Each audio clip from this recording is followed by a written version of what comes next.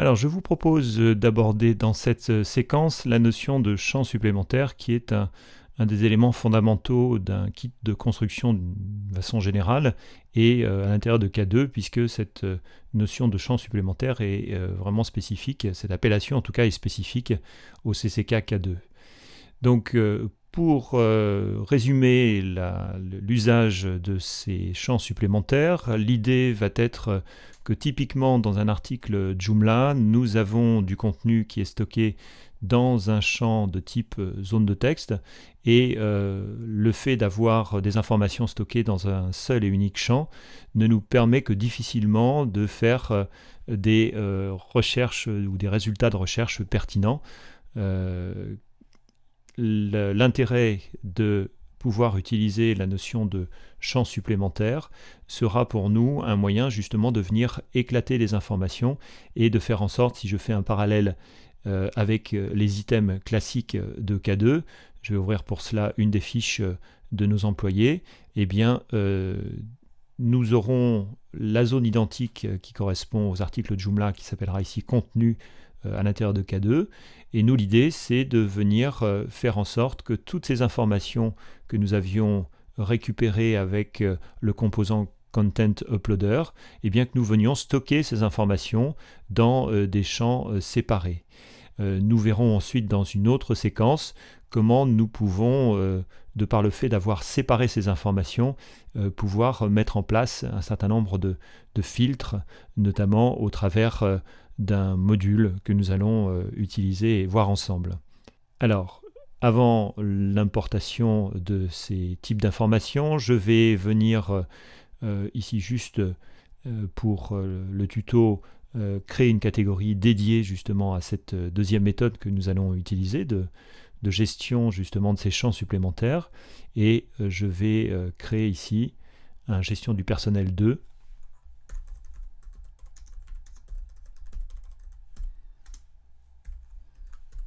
qui se distinguera du gestion du personnel 1, qui était la méthode classique, c'est-à-dire tout injecter dans la zone de contenu. Donc je vais utiliser la catégorie parente annuaire et je vais ensuite hériter également des propriétés également de cette même catégorie annuaire. J'enregistre. Alors, la notion de groupe de champs supplémentaires et de groupe de champs supplémentaires signifiera que un ensemble de champs peuvent être peut-être regroupés à l'intérieur d'un groupe unique. Ça signifie quoi? Ça signifie que si vous aviez besoin de faire à la fois un annuaire, par exemple, d'employés et un recueil de listes de cuisine, nous n'aurions de recettes de cuisine. Nous n'aurions pas forcément besoin des mêmes types de champs et des mêmes libellés également de champs.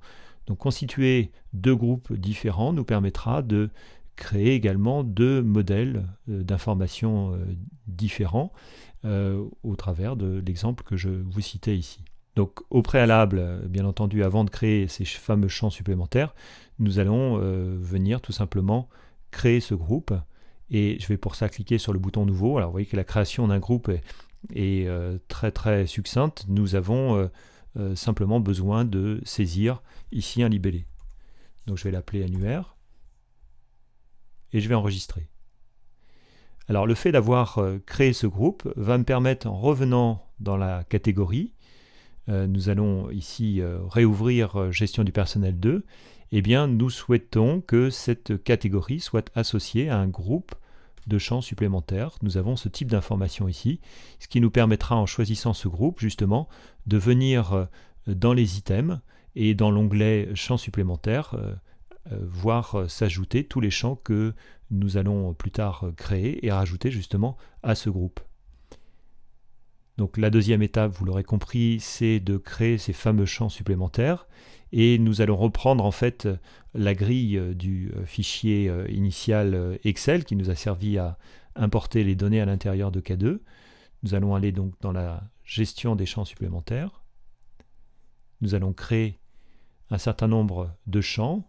Alors, ces champs vont exister de plusieurs types. Vous aurez ici donc deux éléments à choisir. Dans un premier temps, le groupe auquel se rattache le champ que vous êtes en train de créer. Et nous aurons ensuite également le type, et vous voyez qu'ici, il y a un certain nombre de champs classiques, champ texte, zone de texte. Donc ici, une seule valeur saisie, ici, une zone où nous pourrons faire non seulement des saisies sur plusieurs lignes, mais également un enrichissement typographique, puisque quand vous choisissez zone de texte notamment, vous avez la possibilité de venir cocher ici, utiliser l'éditeur. Donc vous aurez ici un JCE ou un TinyMCE qui sont les éditeurs que Joomla va vous proposer. Nous aurons ensuite des listes déroulantes, des listes avec des choix multiples, des boutons radio. Vous voyez qu'il y a un certain nombre de champs classiques, et nous aurons quelques petites particularités, comme par exemple ici des champs d'en-tête. Alors ces champs d'en-tête ne sont pas des champs dans lesquels vous allez saisir de l'information, mais ce sont en fait des petits subterfuges qui vous permettent de faire des ruptures graphiques à l'intérieur de votre formulaire de saisie. En gros, vous allez faire des parties 1, partie 2, partie 3, donc vraiment des séparations qui permettront aux futurs administrateurs, aux contributeurs remplissant ces formulaires et ces champs supplémentaires de pouvoir lire plus facilement justement le formulaire de saisie et comprendre quelles sont les zones, par exemple, où figurent les champs optionnels et les champs obligatoires ou les catégories dans lesquelles les informations doivent être stockées. Voilà, donc ici différents types de champs. Nous allons ici simplement nous contenter d'utiliser des champs texte. Donc je vais pour ça, tour à tour, venir créer ces champs et les rattacher justement à ce groupe annuaire. Donc il s'agit dans un premier temps d'un champ département. Alors, deux types d'informations rattachées à ce champ. Nous avons le titre classique, ici département, qui est un titre long, et nous avons un alias qui sera supprimé de toute accentuation et qui pourra justement être rajouté ici. Ça va permettre notamment d'avoir une accessibilité en termes de personnalisation dans le code notamment. Nous allons en fait voir que une des faiblesses entre guillemets de K2, c'est de ne pas stocker de façon séparée en base de données les différents champs que vous allez pouvoir créer. En fait, ces champs sont stockés dans un champ unique en JSON, et voilà, ça veut dire qu'en termes de gestion, on ne gère pas la même chose de la même façon, des champs séparés dans la base et un champ unique dans lequel toutes les informations sont stockées en multi-value, en multi-valeur. Voilà, donc ici l'alias nous permettrait, le cas échéant, dans cette version 2.5 ou 2.6, en tout cas 2.6.x, de venir dans le code justement séparer tous ces groupes de champs, et notamment, alors que par défaut K2 va nous les afficher tous en même temps dans le même endroit finalement dans notre fiche ici détaillée du salarié, eh bien nous aurions la possibilité justement de mettre une partie de ces champs au-dessus de la description et quelques autres champs en dessous de cette description. Chose qui n'est pas possible, je vous le répète, nativement due à la structuration de K2. Donc cet alias va se créer automatiquement. Si vous souhaitez parfaire cet alias, vous pourriez, le cas échéant, le saisir vous-même. Donc ici, je peux rendre également ce champ obligatoire ou non. Nous allons faire en sorte que ce champ ne soit pas obligatoire. On ne sait jamais si dans le fichier source que nous utilisons, il y a des champs vides. Eh bien, ce serait dommage de venir rompre ou interrompre ce transfert à cause d'un champ justement qui est absent, ou d'une information qui est absente. Donc je vais enregistrer et je vais créer un autre champ que je vais appeler division.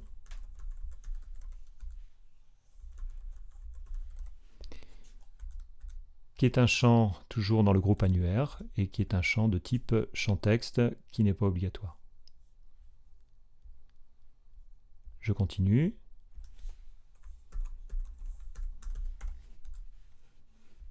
Alors ici, je vais laisser la partie vide de l'alias. Vous verrez que K2 est capable aussi de venir le saisir.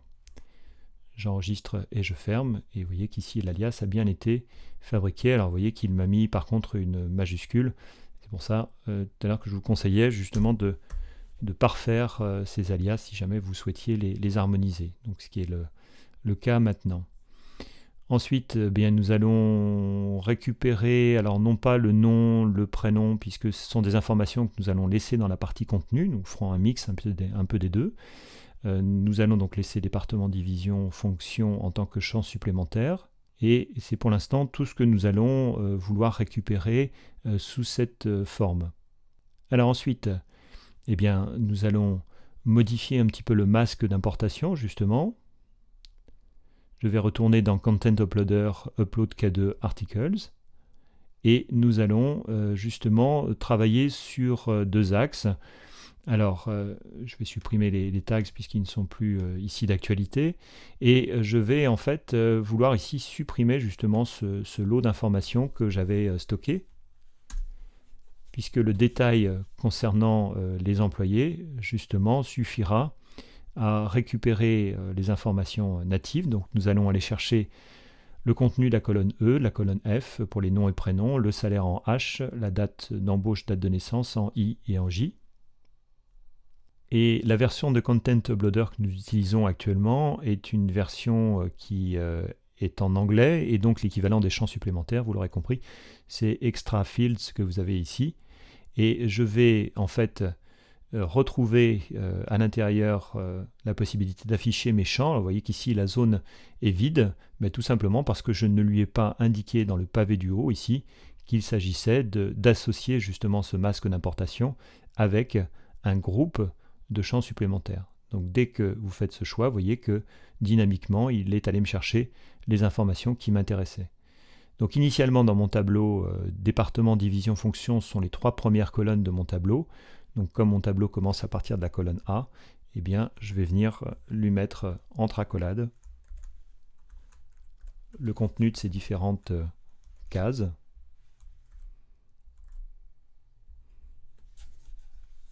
Et donc aller chercher la colonne A département, la colonne B division et la fonction qui se trouvait être stockée dans la colonne C. Donc je vous rappelle, dans la partie contenu, je me contente simplement du détail concernant l'employé, nom, prénom, etc. Et dans la partie champ supplémentaire, eh bien, je vais lui demander de venir intégrer justement tous ces éléments que nous citions à l'instant. Le reste reste identique, le titre est bien pris dans la même colonne qu'initialement. La catégorie, par contre, nous allons ici venir enregistrer cela dans Gestion du personnel 2. Nous allons ensuite laisser les informations de publication sur le côté et le cas échéant, nous allons renommer cette configuration EF comme extra field pour distinguer justement ces deux configs différentes. Donc je viens ici sauver cette configuration.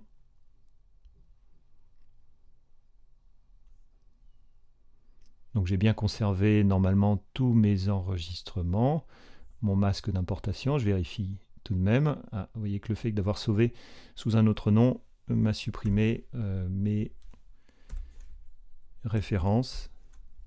Donc je vais venir les rajouter. C'est pour ça qu'il faut toujours vérifier en fait ce que vous importez et avant d'importer, voir si votre masque d'importation est bon. Ça évitera de refaire plusieurs fois l'importation. Donc je viens à nouveau sauver. Je vérifie voilà, qu'il m'a bien conservé les informations. Voilà qui est fait. Donc je vais pouvoir maintenant, de façon totalement sereine, venir sélectionner mon fichier Excel et ensuite démarrer le transfert. Voilà, toujours 114 lignes intégrées et je vais aller dans le menu composant K2 Item. Je vais ensuite me positionner dans la bonne catégorie, c'est-à-dire ici Gestion du personnel. Donc les informations seront maintenant disponibles à la fois dans la partie ici Contenu. Donc nous aurons une partie des informations qui aura été récupérée ici. Et quand je vais aller dans l'onglet Champs supplémentaires, eh bien, j'aurai ici, alors j'ai fait une petite erreur en termes de saisie, puisqu'a priori, il ne fallait pas saisir les accolades. Donc je vais venir modifier cette partie pour avoir les bonnes informations. Donc cette manipulation ou cette erreur de manipulation m'obligera à venir effacer ces éléments. Donc je vide la corbeille et je vais ensuite modifier mon masque.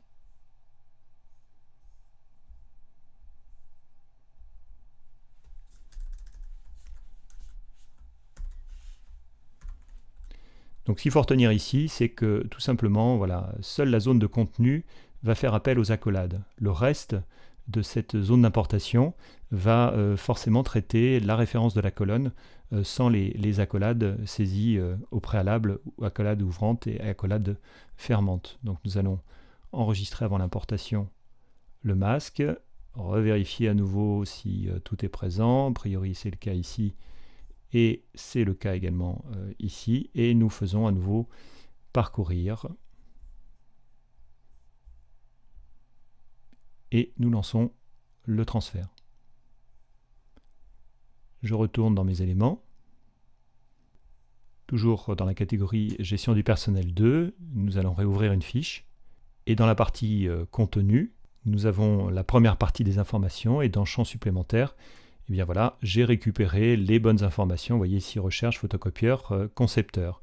Donc si jamais j'enregistre et je ferme, eh bien je vais recréer un lien pour parcourir juste cette partie-là. Alors ce que je vais faire, c'est que je vais venir ici ouvrir liste du personnel. Je vais l'appeler de façon identique, simplement dans drop-down menu options, qui est une fonction spécifique à Gantry. Je vais mettre ici méthode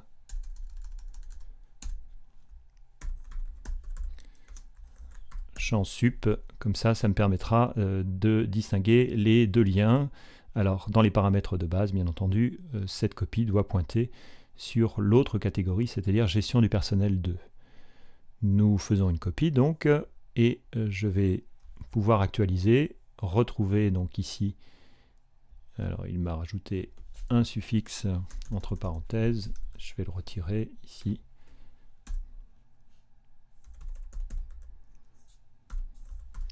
Tout simplement l'alias étant identique, il m'a justement ici créé ce doublon.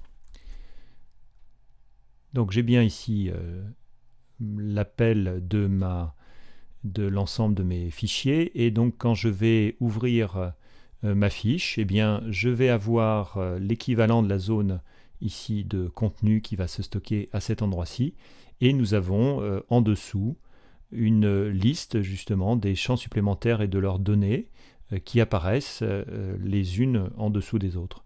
Donc j'ai bien ici, vous voyez, des informations qui sont séparées dans la partie contenu et dans la partie champs supplémentaires.